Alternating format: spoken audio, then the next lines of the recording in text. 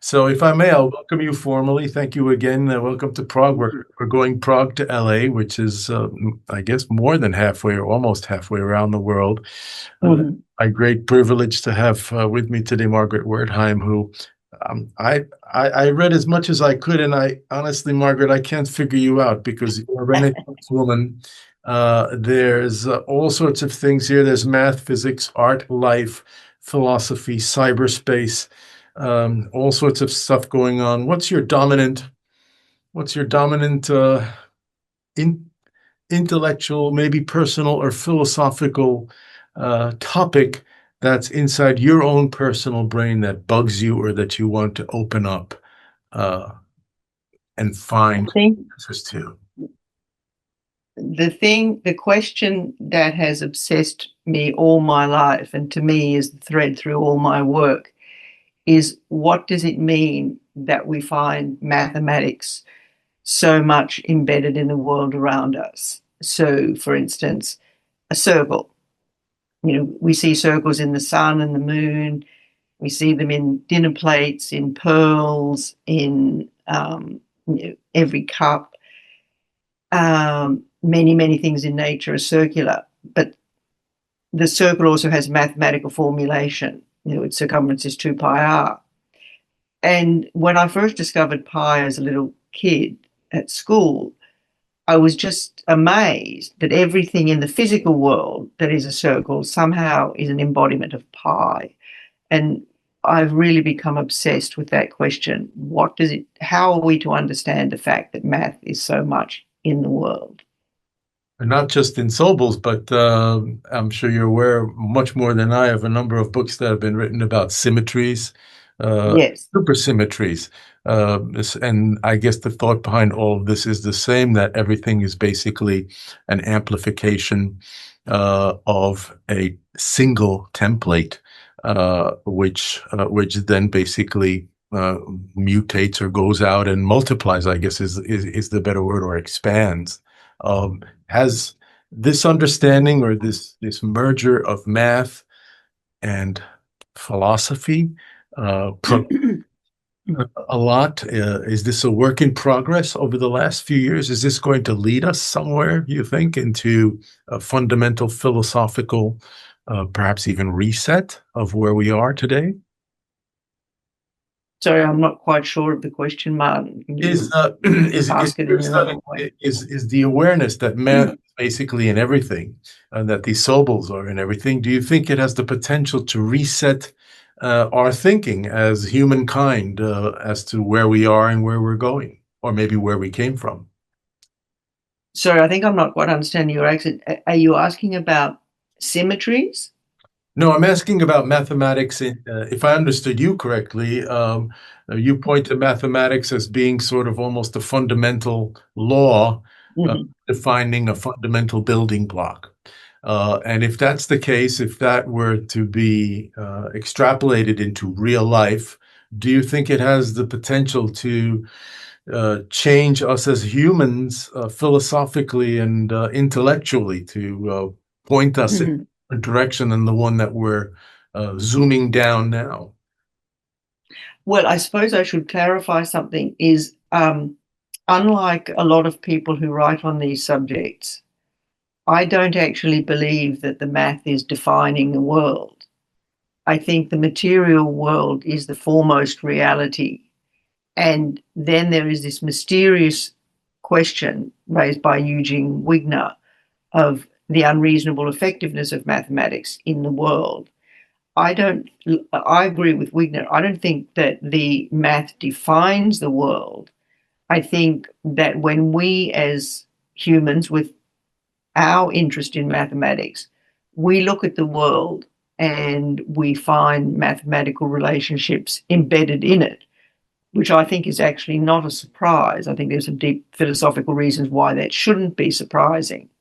But I don't think the math defines the world, and I don't think the math is the thing that we need to look to say we've understood the world. I think the mathematical aspects of the material world are deep and interesting, and they certainly have changed us as humans. I mean, just look at, for instance, quantum mechanics. the equations of quantum mechanics have led to all sorts of technologies like microchips and lasers and the ability, to send, messages bouncing back to and fro from the moon to the Earth, or at least from Earth to satellites and back. It's been estimated that a third of the US economy is based on discoveries, technologies that come out of the discoveries of quantum mechanics. So there's no question that understanding these deep mathematical things in nature does in fact change us materially. We have microchips, we have computers, we have cell phones. All of this is to do with our understanding of quantum mechanics. But is it going to change us innately as humans? I'm not sure that it will. I think people like me and you and many philosophers and physicists who are interested in the embodiment of mathematics in the world, it's a question that excites us, but I don't know that it's actually changing the fundamental nature of humans per.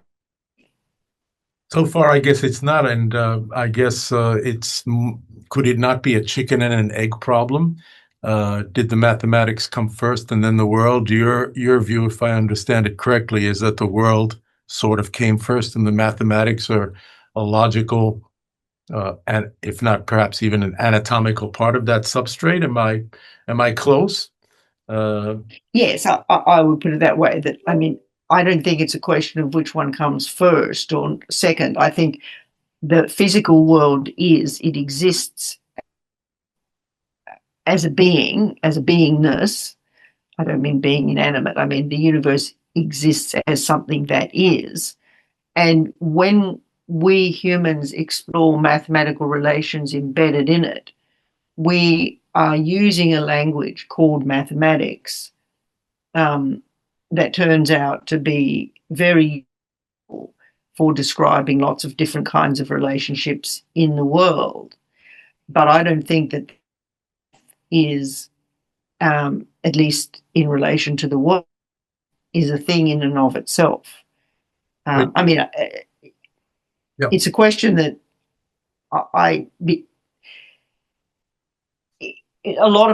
this is a question that's been going back to Plato, or even before Plato, to Pythagoras. Pythagoras is the person who dreamed the dream that became modern physics, which is basically the idea that the world could be described by mathematics. And it's turned out to be correct, that vision. There's a hell of a lot of the world that we can describe by mathematics. But I would put it this way, that math is the language of pattern and form. And given that the universe has so many different patterns and forms embedded in it, it's not surprising that the language of mathematics turns out to be useful for describing it. But so too is the English language. We can talk about, the dappled light coming through the forest. We can talk about, the glittering white cliff of ice in the Antarctic. And I don't actually think that there's a fundamental difference in some ways between the usefulness of natural languages and the usefulness of mathematical languages in describing the world. And I think it's one of the places where I differ from a lot of people writing about this stuff today, because I think it's not so much what would be called an epistemological issue, but not so much an ontological issue, but an epistemological issue. I don't believe the math is a thing in itself that is describing the world. I think it is like any other language. It has usefulness in certain domains. It seems like we're both, we've jumped into some heavy philosophy here. My pursuit on perhaps the answer to some of the questions that we're both seeking answers to is the merger of quantum physics and neuroscience. You mentioned quantum physics as being an integral part of research in science, and that it's used in today's science. I look at things like entanglement and relativity and juxtapose the workings of the human brain to try and explain certain aspects of consciousness and certain phenomena, perhaps even things like déjà vu or jamais vu. Do you have a place for math or for your endeavors into going into topics such as consciousness and perhaps even universal consciousness? I personally haven't written much about consciousness, except I had written a long historical essay about the desire to understand consciousness scientifically. That's pretty much a straightforward history of consciousness essay. Personally, I don't really write about consciousness because I think my own view is that it's a subject that we're just not ready to understand, at least not in terms of science. I haven't been convinced. I read a lot of books with theories of consciousness. Sometimes I joke if I had $1 for every book I've read or every different theory of consciousness I've encountered, I'd be a wealthy woman. I haven't read anything in the contemporary field of consciousness studies that convinces me. And my feeling about it is that this is a subject that I just don't think science is equipped to answer at this point in history. Maybe it will be in 100, 300, 500 years' time, but I don't think at this point in history science can give us the tools to understand what consciousness is.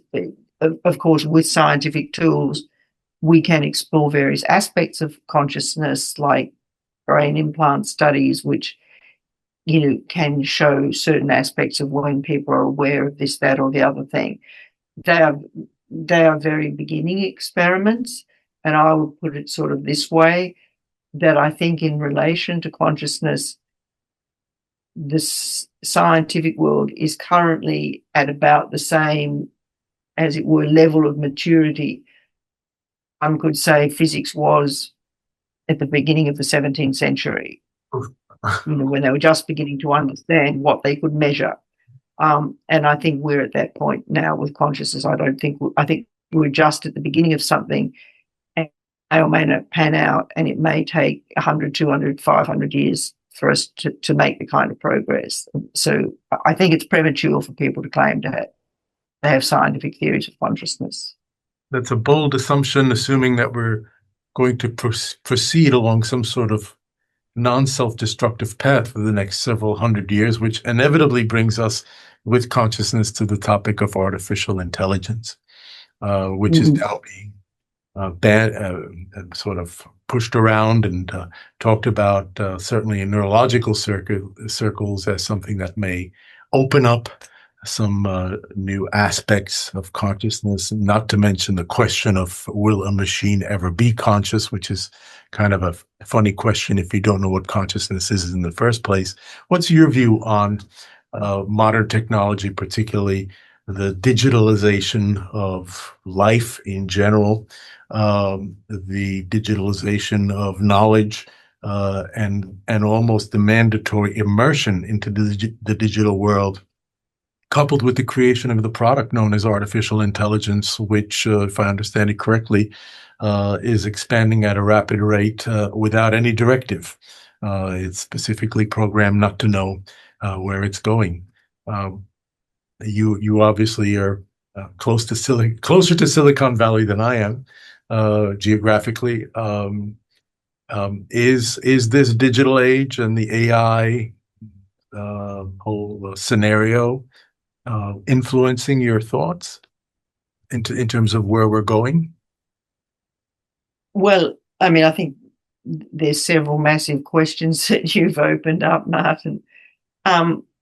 Technology, digital technology, is for sure changing the very patterns of our life. I mean, I'm a science writer.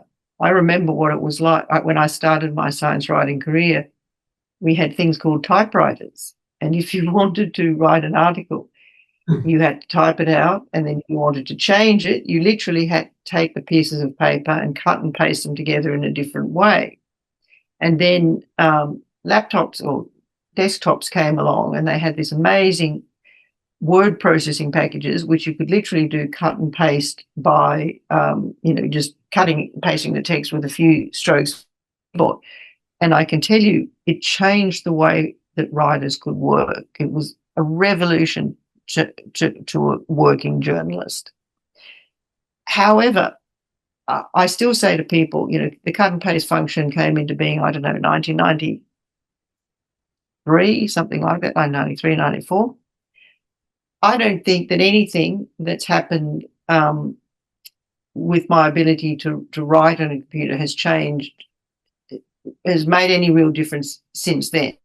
The one thing that the one other thing that has made a real difference is search, because when I began my career as a writer, again, you had to buy physical books. You had to go to the shop and buy the physical book, or you had to go to the library and look up the physical book.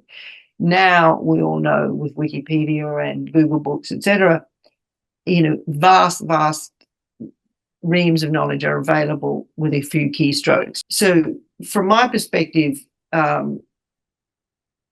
word processing, particularly the cut and paste function, and the ability to search online have radically changed the way that I can work. And I'm extremely grateful for that. It means I can work much faster.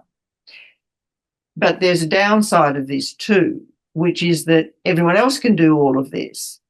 And as you know, Martin, we are all drowning in text online. And now with the development of artificial intelligence generation, we are drowning in AI-produced text and AI-produced images. And I think this is really problematic, because we are literally being swamped by slop. So in some ways, I actually yearn to go back to the days before this digital technology. And I do recognise that the new technologies are allowing lots of people who didn't have access to stuff before, particularly people in poorer countries and poorer parts of our own country, have access to technologies and therefore the ability to write books, produce podcasts, and whatever. And the democratising spin-off of these new technologies are pretty amazing.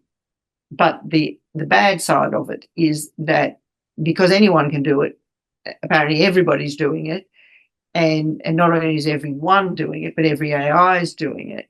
And I'm personally sick, or I don't spend a lot of time looking at imagery online, but it seems everywhere you go now, there's AI-generated images, AI-generated ads, AI-generated videos, AI-generated hideous pictures on everybody's websites, and I think it's poison. I think it's the new, the 20th century was responsible for a lot of chemical poisoning, and I think the 21st century is going to be responsible for a lot of AI-generated text and image poisoning of our minds. Well, it's increasing, as you know, and I think it's fair to say that you and I are probably slightly atypical users. We're not hooked up, at least I'm sure you're not, and I'm not hooked up to social media all day long, and I'm not a young adolescent who's spending 4.5 hours on average on non-work related social media type activities, not to mention the mandatory use of AI and AI guided products and so on and so forth. But sort of getting back to the 200 or 300 years from now, I honestly don't think we're going to get there.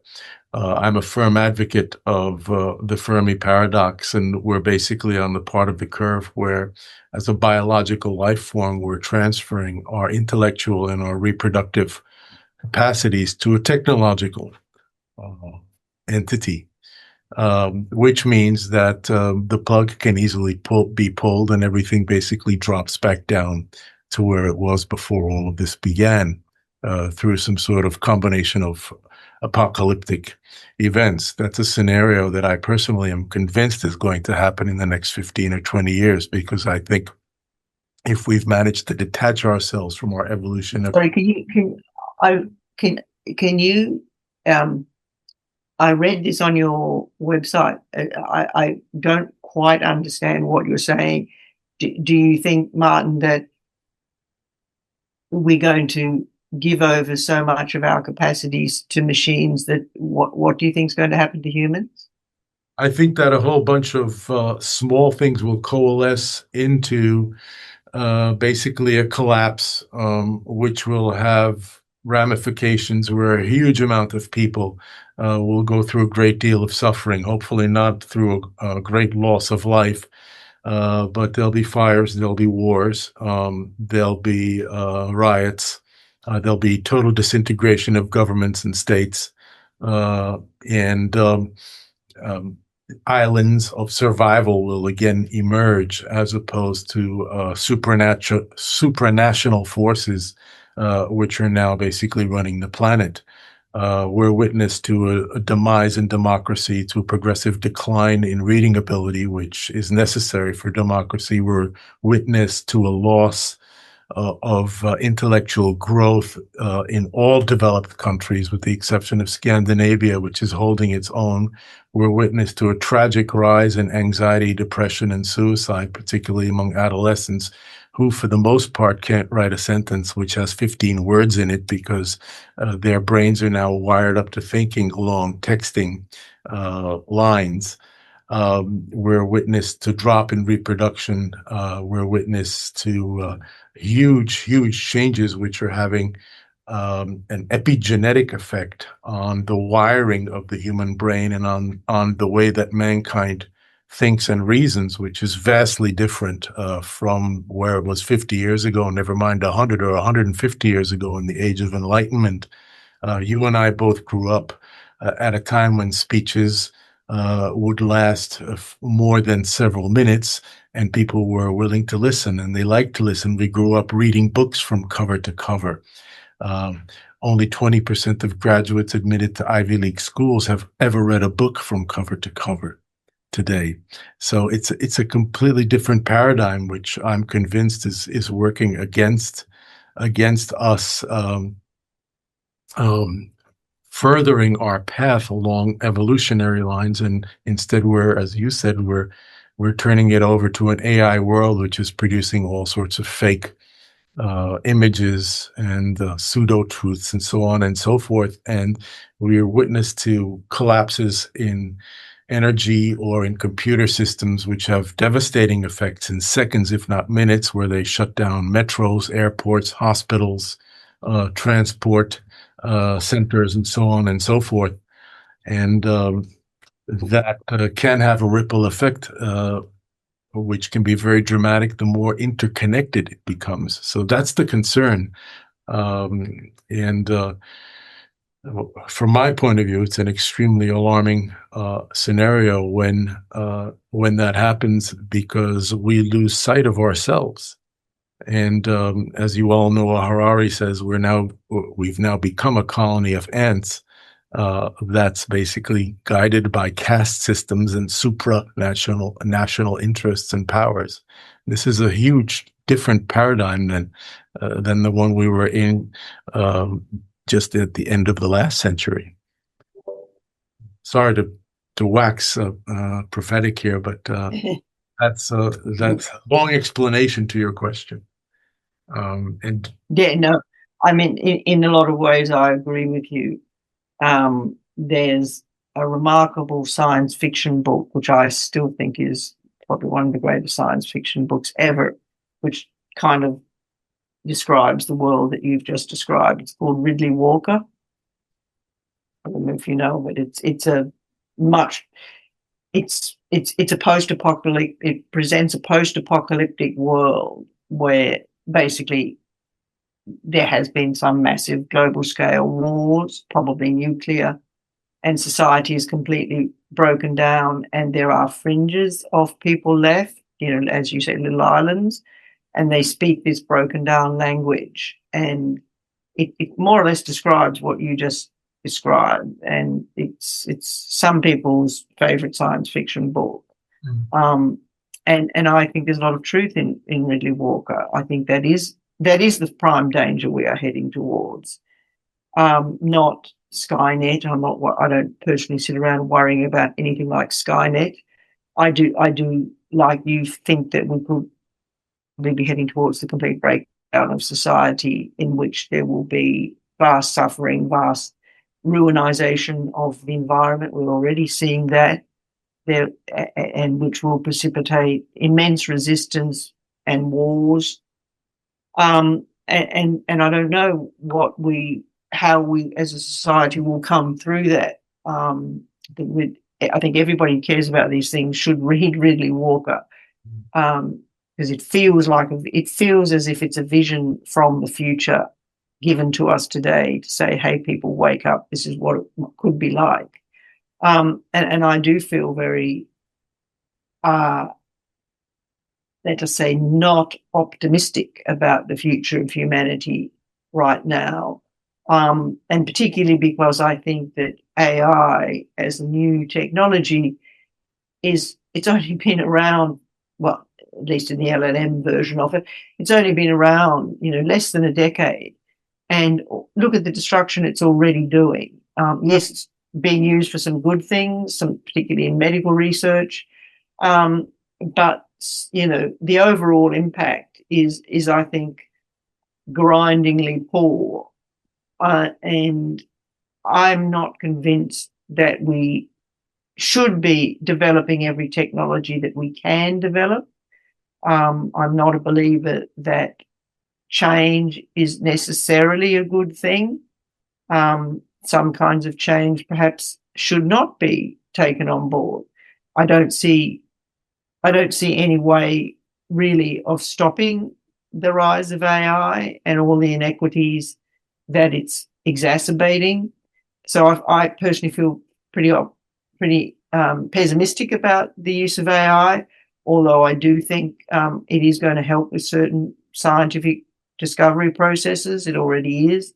But do we need science to progress at 10 times the speed that it's already progressing? Science is already progressing at a pretty great clip when it's done by humans. I don't know that we need by 10 or by 100 accelerization of the process of scientific discovery. And I think if the price that we pay for that is the rest of the stuff that we are seeing with AI, like the huge generation of textual and visual slop, I would say no, it's not on the whole a worthwhile equation. Well, I think that's a good place to end.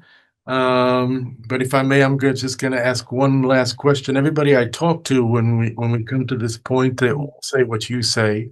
And then I always ask, all right, if we all think it's probably headed in the wrong direction, or it's definitely headed in the wrong direction, something must change, or else it's going to continue heading in the wrong direction. And there may be my scenario or something milder. Can anything change? Is it too late, or is it not too late? And if it's not too late, what actually can be done to put us back on track? Sorry, do you mean specifically about AI? Just AI, the digitalization of everything that you've mentioned. Can anything change? Well, things can change. The question is, the world could be different. Will it be? It's not. I don't think it's an inevitability. I think to me, the problem is that the people who are in charge of the tech world have amassed so much power, both financially and politically. They give huge donations. They are now, look at someone like Peter Thiel, who was behind the rise of DJ Vance. And, there's a huge consortium of tech bros who are libertarian to the core and who are spending their political donations lobbying industries. Yeah. And those people are like the new feudal lords. They have so much power compared to everybody else, so much money. They can influence elections. Look at the way that Elon Musk tried to interfere in the German elections. So I think that the answers here are political and regulatory, that we, the people, have to demand that our governments start acting on our behalf and not on behalf of wealthy elites, of which the tech elites are now the wealthiest. So I think the answers are political and social. And I think we're going to go through a very, very difficult time, because the inequity is it's probably more intense than it's ever been any point in history. And these people just have so much power that it's very, very hard for the rest of us to grab back the power. But I think that is what we have to fight for. Very good. I completely agree, and let's hope that the fight goes a little bit more upscale than it is. And if I may, then, Margaret, I'd like to thank you again very much for joining us and me on this podcast, and wish you all the very best. We'll certainly send you a complete version of this once we're done. And, thank you, Martin. And all the best to you in your endeavors, and with your new book as well, which I understand is. Thank you. Before we go, Martin, could I just ask you one question? Yes, of course. I'm intrigued. How do you know about me?